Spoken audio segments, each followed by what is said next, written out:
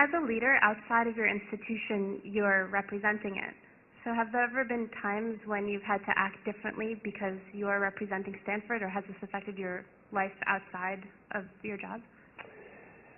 Sure. I think one of the things you find out when you lead an institution is that you can't just take off your jacket and pretend you're a regular person again. It doesn't work that way. You're on the job in lots of times when you wouldn't necessarily think you're on the job. It also means that you have to be careful about how you voice personal opinions so that they're not taken as an institutional viewpoint or a command for everybody in the community to take a particular stance on an issue. So for example, we are very careful. I rarely will, or never will, take a position on a matter that's before the voters, let's say, whether it's a politician or a proposition or something else, because I think that would inevitably be taken as a university position and a view of how the 15,000 students, 10,000 employees, not counting the hospital, should vote on a particular issue. And I don't feel that I've been put in this position to tell people how to vote on particular issues. Now, if the issue is one that really involves the health of the university and the institution, then it's a different situation. So we have had situations like that. We had that with respect to, for example, the Supreme Court case on affirmative action, where we felt that if the Supreme Court completely overturned some of the earlier precedents, that it would affect the quality of our institution and the ability of us to self-govern and decide what was best for the academic setting. But in other cases, despite the fact that I have a personal viewpoint on them, I do have to be careful about not voicing that as kind of the institutional view. So I think we have time for two last questions, because then we have a quick reception, so please. Hi, my name is Nick Koshnik, and I'm a PhD in applied physics. One of the questions related to leadership versus management, and you said you choose leaders. Stanford certainly has the intellectual leadership rivaled by none, perhaps, but management really affects graduate student lives, particularly as professors lead their small research groups, and I think a lot of graduate students have some questions about the way professors lead or manage, and how can you compete with industry in making the best managers as well as the best intellectual leaders? Yeah, it's a very good question. I mean, I think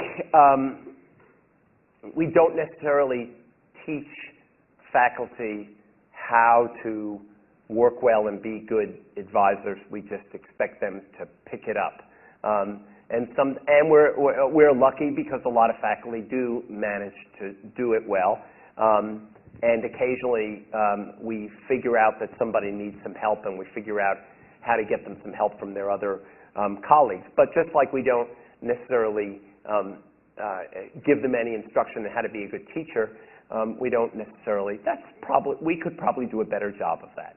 We could probably do a better job so that the fire alarm didn't have to go off before we said, well, we have a faculty member who needs to really get some counseling on how to be a better mentor and really doesn't understand how to work with graduate students in a way that's appropriate. One of the remarkable, I was over in China summer before this one, the last one, and I was on a panel with Rick Levin, the president of Yale, and we were talking about the role of graduate education in the United States. And I said, well, my graduate students, they're part of my team. They're my peers. We work together. We work as colleagues. It's not a master-slave, feudal lord and serf relationship. It's not that relationship. I said, we encourage them to ask questions in class. We encourage them to challenge us. Oh, in the back of the room, the mouth just dropped, and they just thought, this isn't the way it gets done. You don't actually have questions in a class, do you? Yes, we have questions, tough questions. We expect them to challenge the professor, and we interact in a way that's very different. And I think that's at the heart of what makes graduate education in this country work really well. But we could make a better investment in teaching people how to. There's also clearly a mentoring role, and we could make a better investment in that, probably, helping people learn how to do that well. And I can't resist making the plug. That's what we're trying to do today, is to begin the process of giving you all the training so that when you're in whatever position, be it faculty, be it, if every one of you will be in leadership, every one of you, to give you that skill set so that you're not floundering, being brilliant but not terribly good at the management part. So I couldn't resist. So start with a smaller graduate student group. Yeah. Always start small. You can always add people. I think every junior faculty member I know who's grown their group really quickly finds they don't have the skills to manage it. Right. So last question. I'm Jide. I'm a PhD student in the mechanical engineering department. My question, I guess, segues from Nick's question, management and leadership. And that goes, I think some aspects of leadership are more exciting than others. So how do you go about motivating yourself and others around you in executing those boring tasks? Yeah. Yeah. Well, you know, it's just like homework in some classes. Some parts of it are exciting and some parts of it are just plain tough and boring. It's the same thing. You have to realize that for the entire institution to run well, you've got to dot the I's and cross the T's and do that part of it as well. And yes, you can say, well, that's boring. Because before I came over here, I was going through a stack of letters, for example, to alumni. Their thank you letters for gifts and various other things. So this could sound like your typical boring task. They want to be hand-signed, but so what? So I can't put them on the auto pen because smart people will recognize that they've been signed by the auto pen and not by me. So what do? Well, I go through that stack of letters now. I've been in the job long enough. I know thousands and thousands of alumni. So I see a letter there. It's by somebody, for example, who's given us a gift that we've used for the Energy Institute. So I can write a little note on that says, our announcement of the Energy Institute was really well received, and we couldn't have done it without you. So you find ways to add value even to a process that otherwise looks quite mundane. You also have to delegate. I think one of the lessons you learn in any larger thing, delegate, delegate, delegate. If you keep everything to yourself, the larger the you can never advance to lead a larger organization. The university's budget this year will be about $3.8 billion, not counting the hospitals.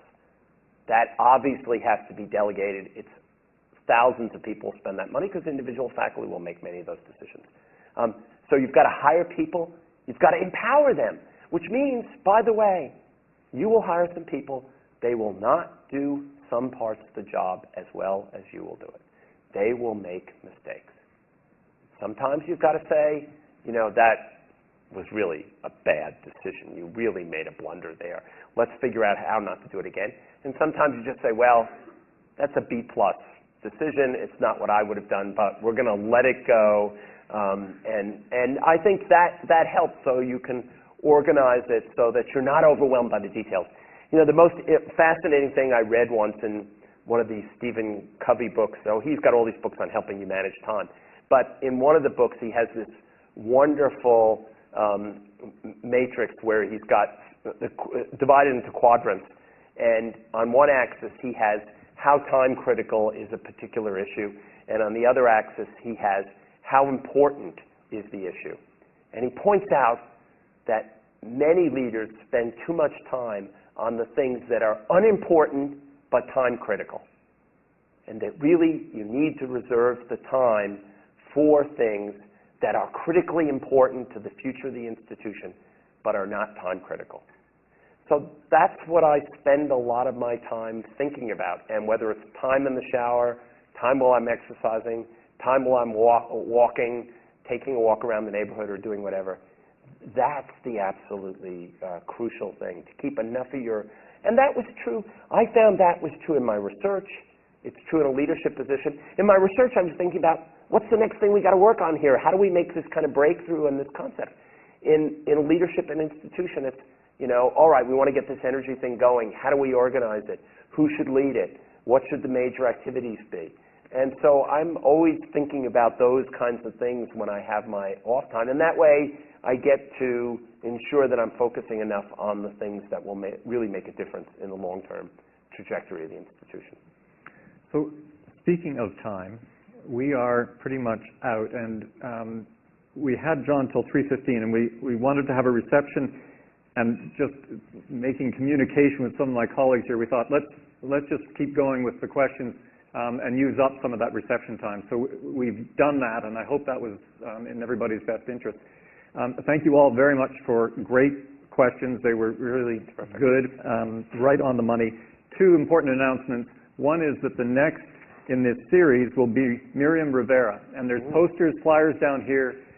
She's an amazing woman. She has 4 Stanford degrees, 3 graduate degrees from 3 different schools. So she knows the spectrum and is really a tremendous individual, former vice president of Google. So I encourage you all to come. That's February 23rd at 4:15.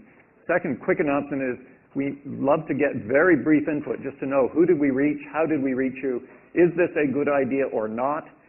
And I will close just by thanking John very, very much. It really was inspiring to hear your insights into leadership, and really appreciate you taking the time to do it. So thank you very much. Thank you all.